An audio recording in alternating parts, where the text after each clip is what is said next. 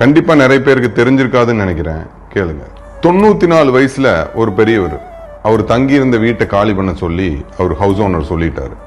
அவருக்கு பெருசா ஜாமானெல்லாம் ஒன்றும் கிடையாது, ஒரு பெட்டு கொஞ்சம் பாத்திரங்கள் எல்லாம் தான் இருந்திருக்கு. அதை தூக்கி வெளியே வச்சு இன்னைக்கு நீங்க காலி பண்ணியே ஆகணும் அப்படின்னு ஹவுஸ் ஓனர் ஸ்ட்ரிக்டா சொல்லிட்டாரு. பெரியவர் ரொம்ப கெஞ்சி கேட்டாரு ஹவுஸ் ஓனர் கிட்ட, கொஞ்சம் டைம் கொடுங்க அப்படின்னு சொல்லி. அங்க நடக்கிற சம்பவத்தை பார்த்து அங்க பக்கத்துல இருக்கிறவங்களுக்கு எல்லாத்துக்குமே பெரியவர் மேல ஒரு பரிதாபம். ஹவுஸ் ஓனர் கிட்ட அவங்களும் பேசி பார்த்தாங்க, கொஞ்சம் டைம் கொடுங்க, ரொம்ப பெரியவரா இருக்காரு அப்படின்னு சொல்லி கேட்டு பார்த்தாங்க. ஹவுஸ் ஓனர் சரின்னு சொல்லி அவர் கொஞ்சம் மனசு இறங்கி சரின்னு கொஞ்சம் டைம் கொடுக்கறதுக்கு ஒத்துக்கிட்டாரு. பெரியவரும் அவரோட ஜாமான் எல்லாத்தையும் தூக்கி வீட்டுக்குள்ள போயிட்டாரு. இந்த மாதிரி வீட்டில் இருக்கிற ஜாமான் எல்லாம் தூக்கி வெளியே போட்டு காலி பண்ணணும் அப்படின்னு சொல்லும் போது ஒரு பரபரப்பு கிரியேட் ஆகும். அந்த மாதிரி தான் அங்கேயும் பரபரப்பு கிரியேட் ஆச்சு. நிறைய பேர் நின்று பார்த்துட்டு இருந்தாங்க.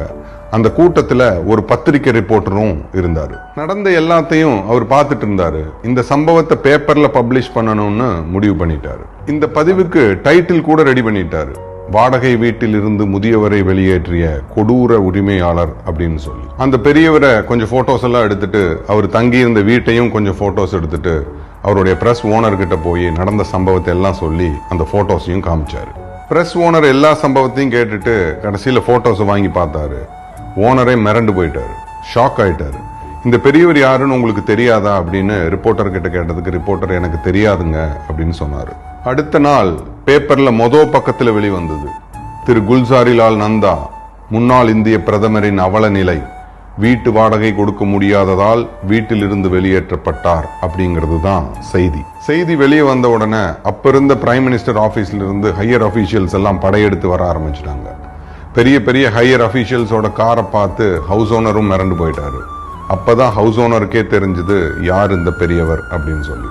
அவர்கிட்ட போய் ஹவுஸ் ஓனர் மன்னிப்பும் கேட்டார். ஹையர் அபிஷியல்ஸ் எல்லாம் மிஸ்டர் குல்சாரிலால் நந்தாவை பார்த்து கவர்மெண்ட் அகாமடேஷன் எடுத்துக்கோங்க அப்படின்னு நிறைய ரெக்வஸ்ட் பண்ணி கேட்டாங்க. இந்த வயசுக்கு மேல எனக்கு அந்த வசதி எல்லாம் தேவையில்லை அப்படின்னு சொல்லி பொலைட்டா மறுத்துறாரு. அவர் இருந்த வரைக்கும் சாதாரண மனிதரோட எளிமையான வாழ்வை தான் வாழவும் செஞ்சாரு.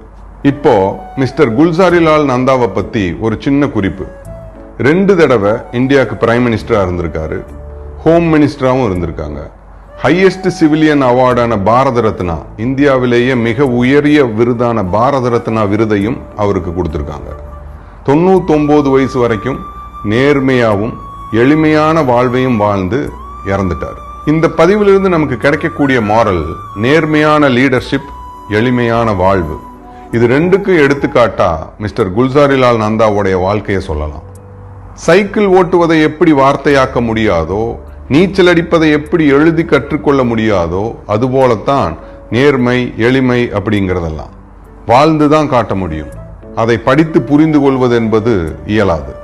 இந்த மாதிரி பல நல்ல தலைவர்கள் நல்ல சிந்தனையோட எண்ணங்களோட வளர்ந்து சிறந்ததும் நம்ம நாட்டில் தான். இந்த பதிவையும் நம்ம முண்டாசு கவியோட சிறப்பான வார்த்தையை வச்சே முடிக்கணும்னு நினைக்கிறேன்.